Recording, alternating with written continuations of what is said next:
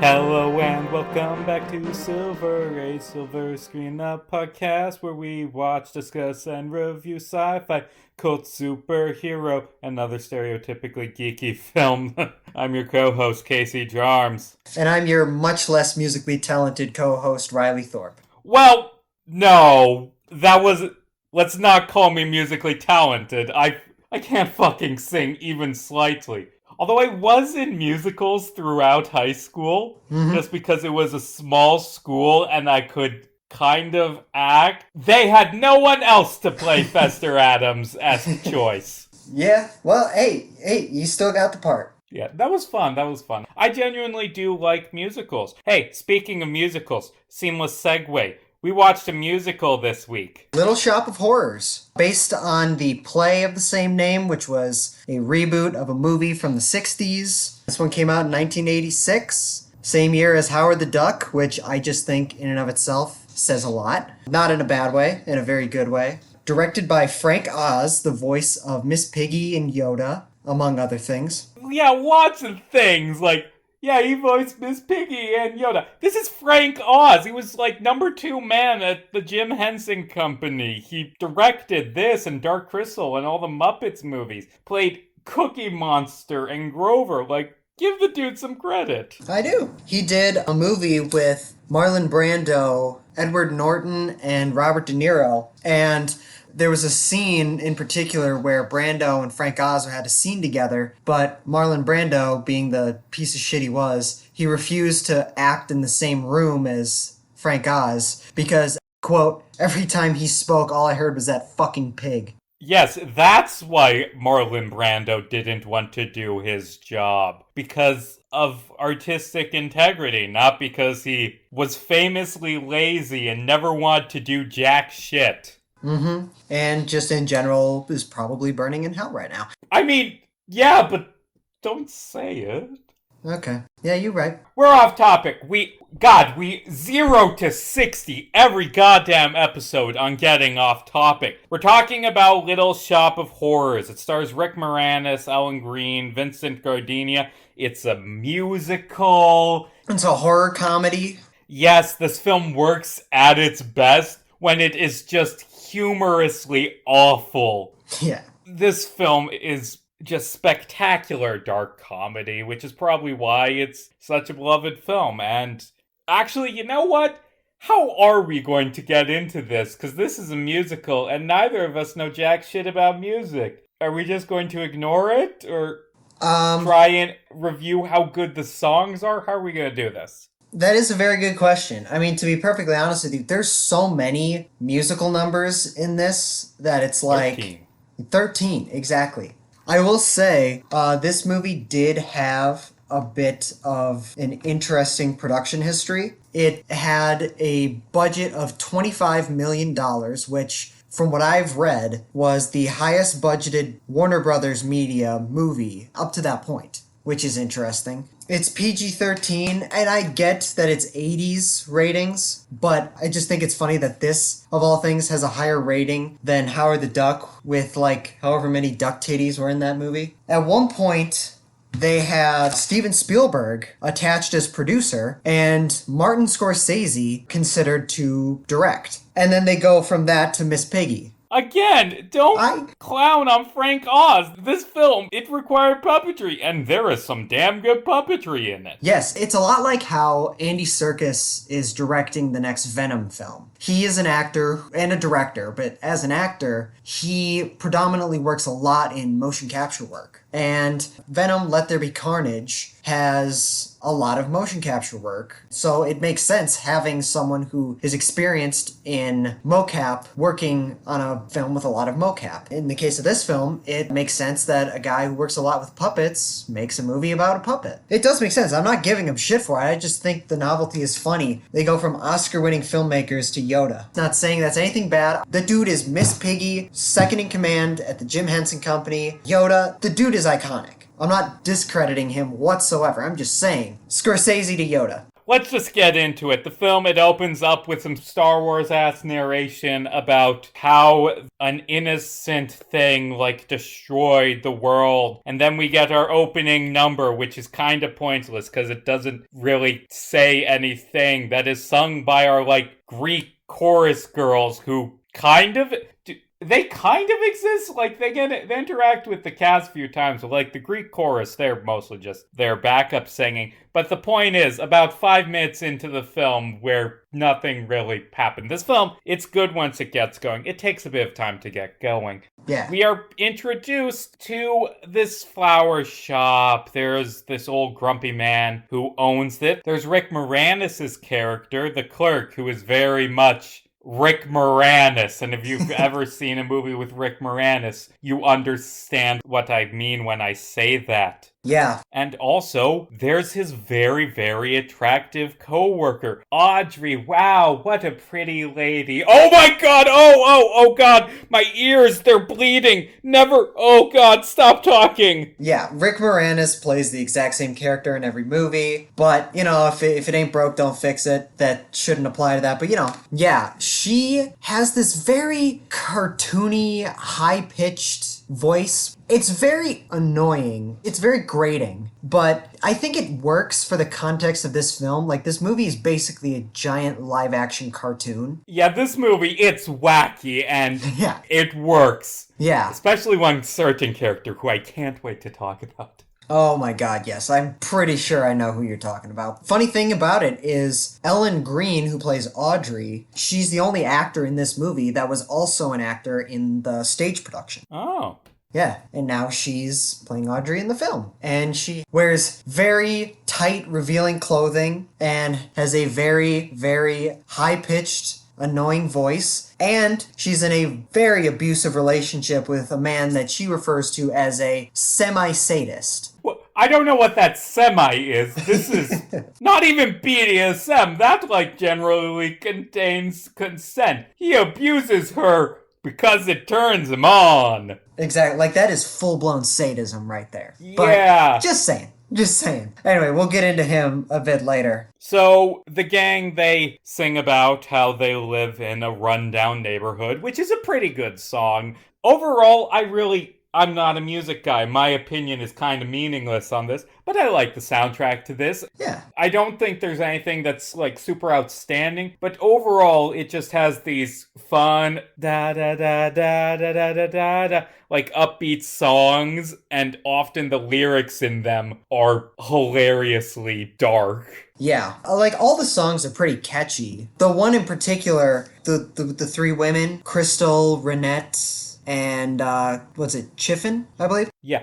Side note, they're named in the credits. Do they ever say their names in the movie? I don't Also, why did recall. they need to have different names if they're not going to be named in the movie? Well, each of them are named after a different musical group from the 60s. African-American female musical group. That makes sense. Because this film takes place in the 60s. Because that's when the original movie came out. But yeah, that song they sing at the beginning, Little Shop of Horrors, not gonna lie, I've been singing that one under my breath ever since I watched this movie. It's really catchy. Another song they sing is about how crappy it is to live in Skid Row. Now, what city does this take place in? Is it New York? I believe it is New York. Okay. Although, to be fair, Skid Row's not a place in New York. It's just a general term for rundown areas. Right. I believe. Recently, I watched that new Cecil Hotel documentary series on Netflix. You know, the one about that girl, Lisa Lamb, that was in the elevator? But go on. She was in the elevator and she was all weird. I really don't. Anyway, basically, a lot of people died in this hotel, and it's become famous for that. And the hotel is located in a place called Skid Row. It's a neighborhood in downtown Los Angeles where basically all the felons, people who were released from mental institutions, like the part of society that no one wants to see, you know? They just throw them in this neighborhood and keep them there. And it's just this cesspool of crime. It's basically hell on earth. Someone should write a cool musical number about it. Exactly. That was the thing that I said. When they were singing about Skid Row, and I know it takes place in New York, but when they kept saying Skid Row, I was reminded of this one guy in the documentary who was like, yeah, I was driving down Skid Row one time and I saw a homeless guy bite the head off a pigeon. What the fuck? Yeah, so that was a little disorienting for me personally because my understanding of what California Skid Row is, it's basically hell on earth. And now they're singing a quirky, funny little musical number about it. But it's in New York, so I guess actually, it doesn't matter. I just looked this up. Skid Row is a nickname for the Bowery, that part of New York, like that, what's his face, Orpheus is in charge of. Yeah. And he has pigeons, so I guess pigeon... We're very off topic. Yeah. Point is, run down neighborhood, they want to get out, but they're stuck. Rick Moranis has been here since he was a child and was adopted by the guy who owns the flower store. Side note, real quick, I'm not going to say he's like a super duper good singer, but Rick Moranis is a surprisingly good singer in this. I wouldn't have thought that he'd be able to sing. Yeah, I know. I knew going into it that obviously Rick Moranis was in it, and I knew that it was a musical. I didn't know he would sing until it actually started, and I'm like, he's not going to win any awards or anything for it, but he brings it as all. Yeah, he's surprisingly good. But yeah, the store, it has no customers. Probably because it's a flower shop that doesn't have any flowers on display. Like, it just has this empty window with a couple dead plants in it. There are better ways to make your business run. Why do you keep all the flowers in the basement? Whatever. Yeah, come on, Mr. Mushnick. They're run down. They're probably gonna close. And Audrey's like, hey! You should show that new plant. I'm not going to do her voice. Please don't. Audrey says that Rick Moranis should get out that cool plant that he just got that's really weird. And it's this tiny little Venus flytrap thing that he bought from a strange old Chinese man during an eclipse. After no one just happened to see a giant green laser shoot down from the sky and land on a plant. Oh yeah, he just turns around and immediately buys that plant. Yeah, this mysterious plant that appeared out of thin air that's a Venus flytrap that appeared during a solar eclipse. I am sure nothing bad will happen. I don't know why I'm mocking a horror movie character for not being genre savvy, but come on, dude, at least a little caution, especially after it starts asking to eat people. Yeah, I mean, at least he got it for a bargain. He got it for $1.95. Yeah, what even is that in real people money? I don't know. While he's looking at this plant in the basement, like trying to make it grow better, he pricks his finger and drips some blood on it. And it starts, like, making kissy noises. Congrats, you grew a fleshlight. Mm-hmm. I mean, it's also got teeth, so it might not be the best fleshlight. But you never know. There's a sadist in this movie. A semi-sadist, sorry. More importantly, there's a masochist. Oh, yeah. They complete each other, you know what I'm saying? Apparently not, given how that scene goes. Well, I don't know.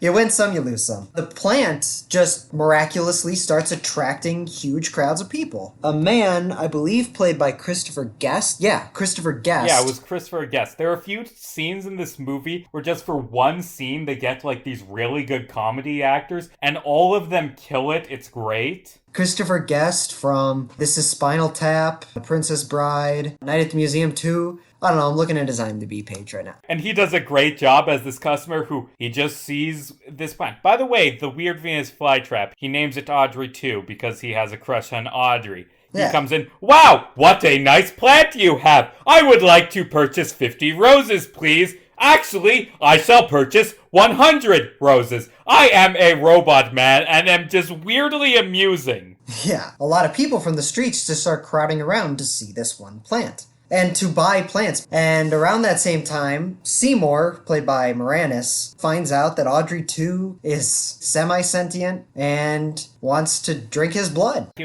asks out Audrey, and she, has this fantasy sequence where she sings about how she would love a life with Seymour, where they're married in the suburbs, and it's hilariously mundane, Tupperware parties, frozen TV dinners, watching television. It's dumb, but it's actually kind of sweet. It is. It is really sweet and very endearing, and it makes you feel a lot for the characters. The problem for me personally is there's an episode of Family Guy that does this exact musical beat for beat, but instead of Seymour and Audrey, it's Chris and Herbert the pervert. Oh, God. The pedophile in Family Guy is trying to sleep with Chris, and he's singing this exact song. So point is, it's a very sweet song, but fuck you, Family Guy. Well, honestly, that's good in general. Oh, there's a scene where, because everyone's just so fucking into this plant. Holy shit, guys, this plant, it is the best. 9 out of 10 plant. Shit, 10 out of 10 plant. Just gotta buy more plants because this plant exists. And probably has weird alien mind control that's making them buy things. But anyway, because he has this cool plant, Seymour is invited on the radio. I don't know who would listen to this radio show where they describe things you can't see, but whatever. And the radio host, it's John Candy, hamming it up. In hindsight, he's on the poster. I should have known that he was in this movie, but I didn't. I was like, holy shit, that's the late great John Candy. Fuck. He was good. He was just going for it, man. He plays this over-the-top, campy radio show guy. He's just kind of one of those comedians who goes for it, but like, not for me. Like, he's one of that thing, but he does it so well, and he's in a movie about a giant singing plant. I don't know. He was a very memorable cameo, but not the best. Not the best cameo. Speaking of, like, comedy actors who are great, we finally get introduced to Audrey's horrible, sadistic boyfriend, played by Steve Martin, somehow even more over the top than John Candy. He, like, rides in on a motorcycle and is just this awful dick to Seymour and just so mean to Audrey. And then he sings a song about how he's so sadistic and cruel and gets off on people's pain that he chose the only job that fits. Dentistry. I'm not joking. I could not stop smiling and laughing every time Steve Martin was on screen in this movie. Holy shit, he killed it. He's fucking awful in the best way. Alright, so like the first time he's riding a motorcycle, like you said. Then when he stops the motorcycle, he jumps off it, it continues driving for a few feet, and then stops on its own. When he does like a weird Elvis pose. You know, and then as he's walking into his office, he's punching his secretary, he's ripping children's teeth out. I think it's the funniest thing. He's just walking out of his office and he deliberately slams someone with a door. He uses laughing gas, but not on the patient, on himself. Because fuck it, he wants to get high while doing his job. You haven't anesthetized me. Who gives a shit? There's a point where it films like just him doing dental stuff from inside a guy's mouth, which is kind of gross, but he's just singing about how fucking evil he is, and it's great.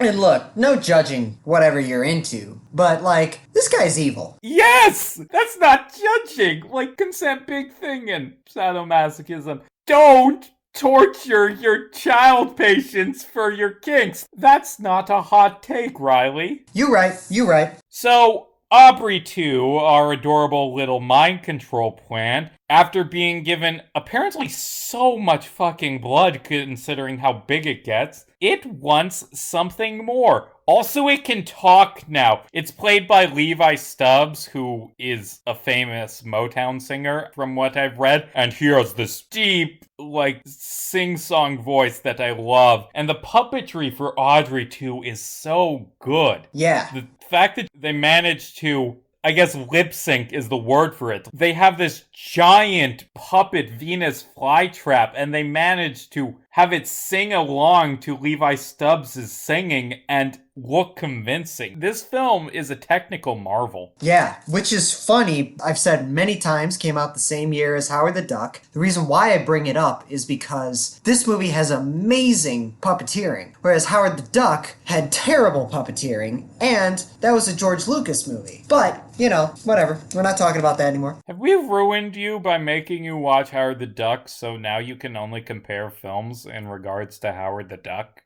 I was ruined before Howard the Duck, Casey. Howard the Duck made me alive.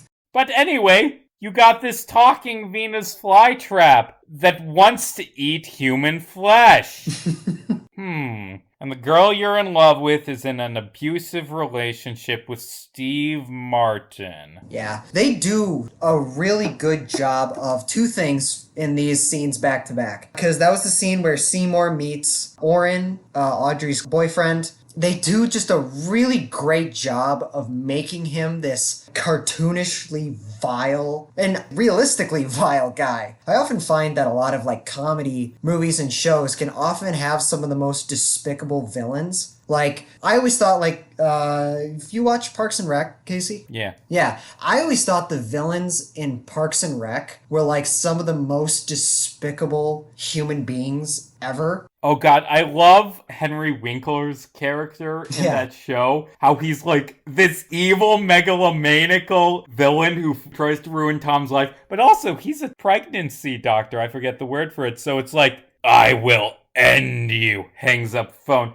So your baby's coming along great. It's just gonna be the most adorable little thing. Yeah, I often find that when it comes to like comedies, they can portray these people as being like downright evil and despicable, but they can do it in the name of comedy. They're allowed to be cartoonishly bad. And they do just such a great job of making Steve Martin so hateable. And, like you mentioned, they do a great job with the puppeteering of Audrey 2. The way they achieve that, interestingly, is they filmed Audrey 2's puppeteering in slow motion. So the movements are very quick and fluid, but that's because they were filmed at a much slower frame rate. Also, shout out to the human...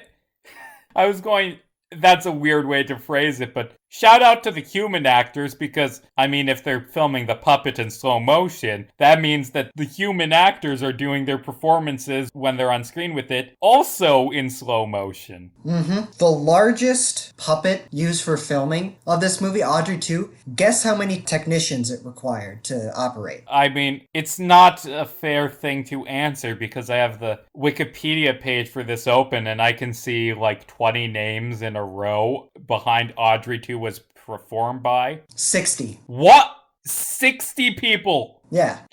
The largest puppet they used for this movie required 60 technicians to operate. And honestly, yeah, because like in the climax, spoilers, like Audrey 2 just pops out like 10 more heads, all of which are moving up and down, and they're singing, and their tongues are moving as Audrey 2 is moving. This film's a technical marvel. And I love when Seymour walks into the store and starts talking to Audrey 2, where he's like, God, I don't understand what Audrey's doing with a guy like that. He's a disgrace to the dental community. I don't know, I'd argue he's a disgrace to a little bit more than just dentistry as an occupation, but that's just me. Hey, speaking of dentistry, want to talk about the best cameo in this movie? Please. So Bill Murray plays a dude who gets root canals because it turns him on.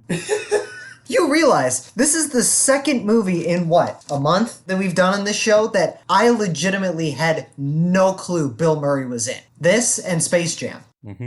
Like, I remember, like, I was watching it 2 nights ago, and I was just like, that is Bill fucking Murray playing a guy who goes to the dentist a lot because he's so dangerously masochistic. It's funny because, I don't know if you're aware of this, but apparently this movie is the only on-screen collaboration Steve Martin and Bill Murray have. This is the only movie they've done together. Well, they do bounce off each other really well in the one scene they have where Steve Martin's trying to be sadistic and make Bill Murray miserable, and it doesn't work. Yeah. I have a couple things to say about this scene. Steve Martin takes Bill Murray back to the operating room where he, like, does all this crazy, horrific shit to his teeth, but Bill Murray's getting off to it. One, Jack Nicholson was in the original film, and he played Bill Murray's part.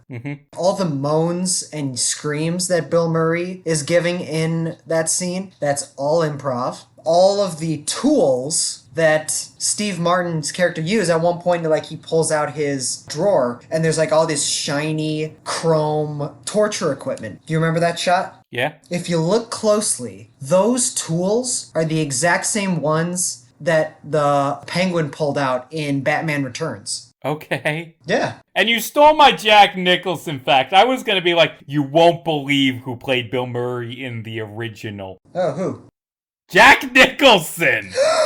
I had no idea. Oh, don't patronize me. But yeah, after getting rid of Bill Murray, Seymour goes in to murder Steve Martin's character, Orin, the evil dentist. Mm-hmm. And he actually does it. Like, he brings a gun, but he doesn't kill him. Because right before he does dental surgery on this man, Orin decides to get really high on laughing gas, and he just ODs. Mm-hmm. Like, he breaks the knob off, and then just gets way too much and just dies. Which is convenient. Yeah. And it's not just that. He decides to put on this giant, like, fucking Bane mask. It's a face mask, but, like, it has 2 laughing gas canisters attached to tubes that, yeah, you're probably gonna die wearing something like that, dude. You merely adopted the dentistry. I was born by it, molded by it. I didn't see braces until I was nearly a man.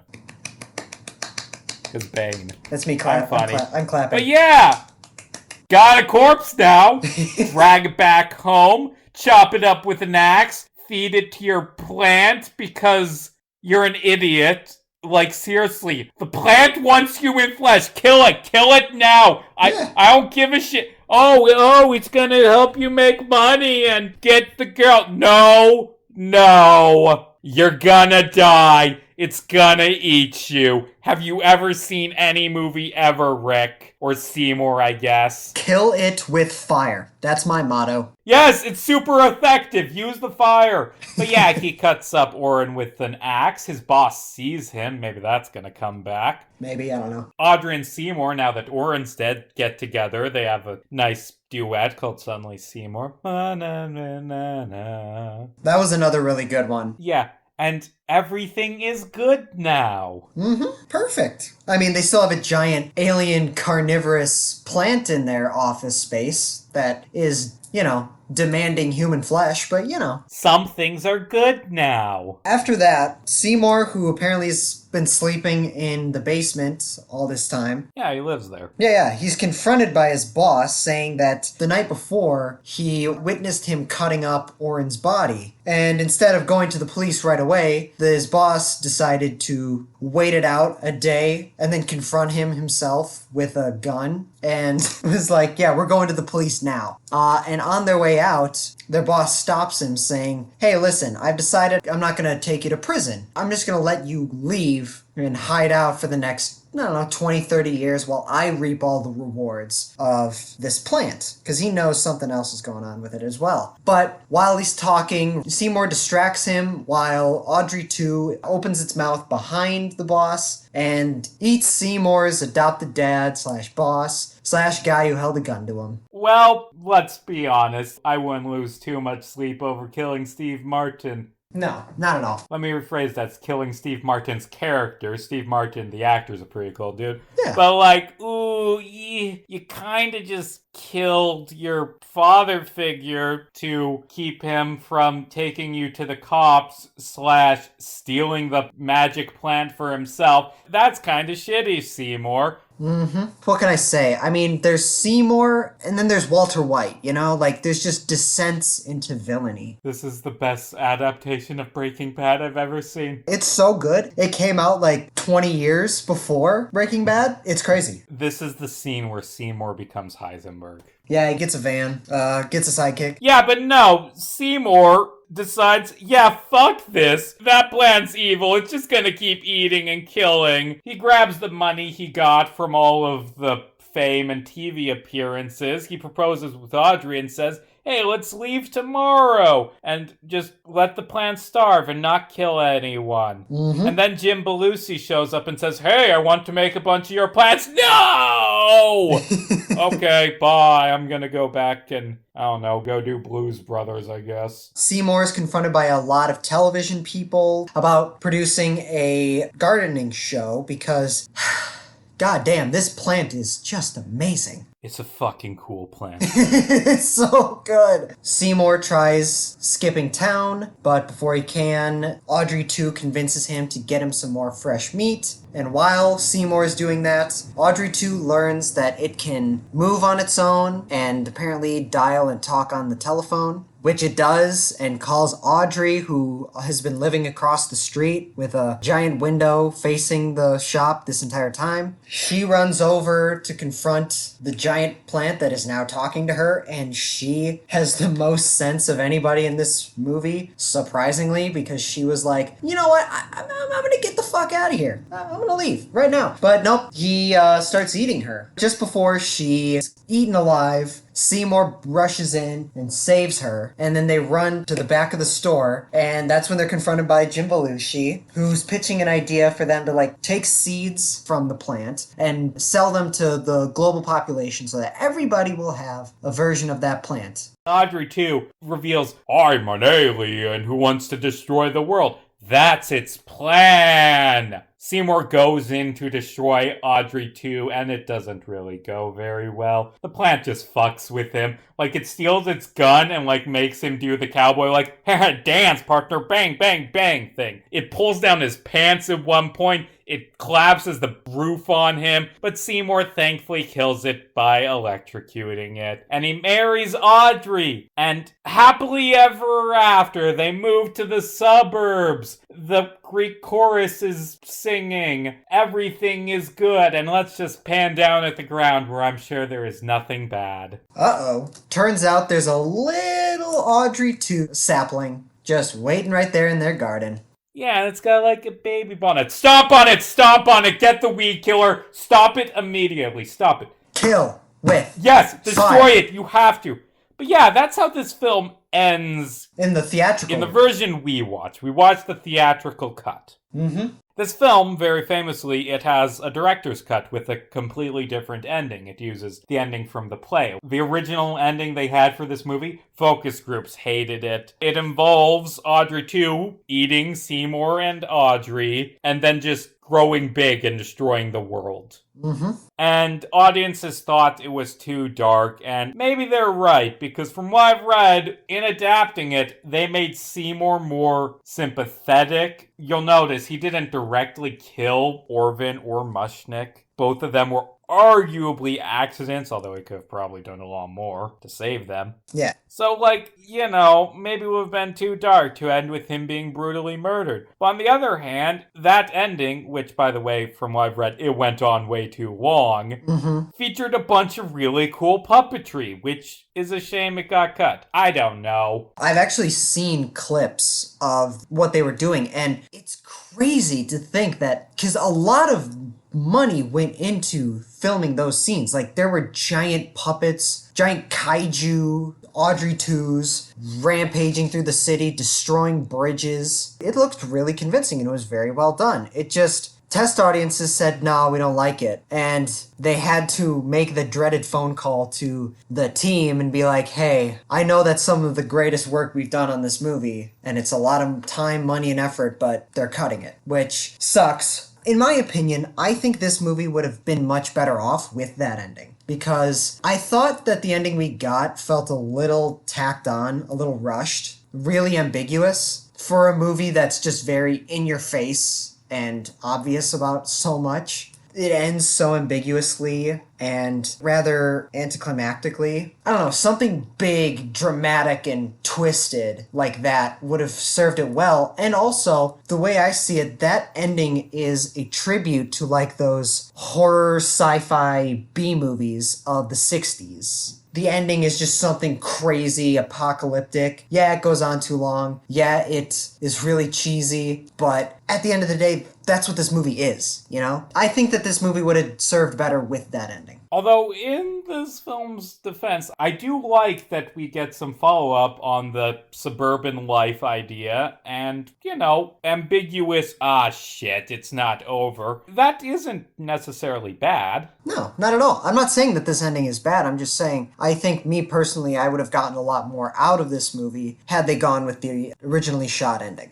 This movie received Best Original Song Oscar nomination. Ooh, which one? Let me look that up. Mean Green Mother from Outer Space. I looked it up. The villain song from the end. Let's see. It was nominated for visual effects. What beat it? Oh, Aliens. I mean, it's pretty stiff competition. Oh, and it lost to Take My Breath Away from Top Gun? Is that song? Take my breath away. Is that the song? I don't know. I've never seen Top Gun. I mean, it's not a bad song. It's just, I don't know, it's just weird to think of the year Mean Green Mother from Outer Space and Take My Breath Away. That's what it was down to. So, Riley, on a scale from 1 to 10, how would you rate this movie? This movie, it's a cult classic for a reason. It's a lot of fun, a lot of passion went into the special effects, the production design, the acting, like literally every aspect of this movie, so much passion and heart went into it. Do I think that it's gonna win Oscars? I mean, we just talked about... It was nominated. I personally, I wouldn't say it's like, in terms of quality, it is very, very good because it's trying to be a tribute to the old B movies of the 60s and 50s. It satirically laughs at the fun and enjoyment you can have of just nostalgic sci-fi movies like that while throwing a lot of really catchy music all throughout it. It's a lot of fun. It's a blast. The acting is great. It's hilarious. It's got incredible comedy, a lot of cameos. Everybody in this movie does a great job. Personally, I don't think it reached the same... Like, I totally understand that this is a cult classic, and I would totally be down to rewatch this movie, but for me, I don't know. If I'm thinking, like, cult classic horror comedies from the 80s, I know it's a very specific genre right there. I don't know if it necessarily, for me, reaches the same heights of, like, I don't know, Beetlejuice. It's not a movie that I personally have a lot of nostalgia for. It's a lot of fun, but I don't know if it reached the heights for me personally where I'm like, dude, I gotta rewatch this, like, today, you know? It's still an incredibly enjoyable movie. Every aspect of the movie is great. I'm gonna give it an 8 out of 10. Really? Yeah. Actually, yeah, that tracks. Shit, this movie, it was just a lot of fun. I had a good time watching it. The songs are catchy. The characters are so over the top and ridiculous that you can't help but laugh. The special effects are phenomenal. I'd give it a 9, a high 9. Like, just below 9.5, which is the near perfection. This is a good film. Yeah. I loved it. Yeah, I really had a great time watching this. It was funny, a lot of good music, story was really good. The production design, special effects, as we talked about, just, this movie is great. It's definitely top tier from what we've done on this show. Yeah, you know what I hope will be great, but I don't think it's going to be great. The Snyder Cut? Well, that, but not what I'm talking... Well, actually, kind of what I'm talking about, because we are watching a Zack Snyder Batman and Superman movie, but like the later cut that's kind of better, but also longer, that I have mixed feelings about extended extensions. I'll get into it in the thing. But yeah, next week we're watching Batman v Superman Dawn of Justice, the extended edition. That's a very long title.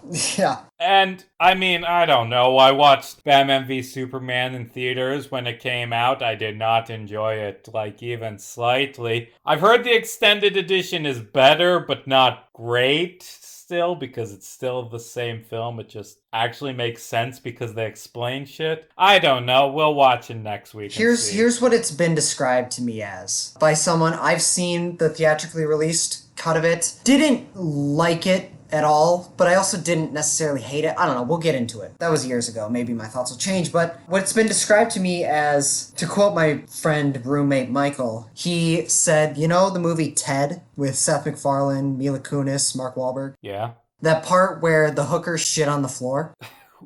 Just bear with me. It's been a while since I've seen it, and I'm pretty sure I've only seen it on, like, TV, so no, I don't remember that, but explain. Okay, well, there's a part in the movie where they walk in on Ted, and he has like 6 hookers with him, and one of them shit on the floor. The point of what I'm trying to say is what Michael said, to quote him, the extended edition is essentially you learn how the shit got there, but it's still a shit on the floor. What if it was 4.5 hours long and in black and white? That'd be a masterpiece. Wait, is 10% of it in slow motion? Oh god, at least. That you sold me. You sold me. I guess this has become the plot thread because we talk about like every goddamn week, and we're just building to it. September, that's when we're reviewing the Snyder Cut. But in the meantime, we need to do some prep work to like build to that. And now we're doing Batman v Superman Dawn of Justice Extended Edition, now with more explanations of how that shit got there. Riley, where can they find this show?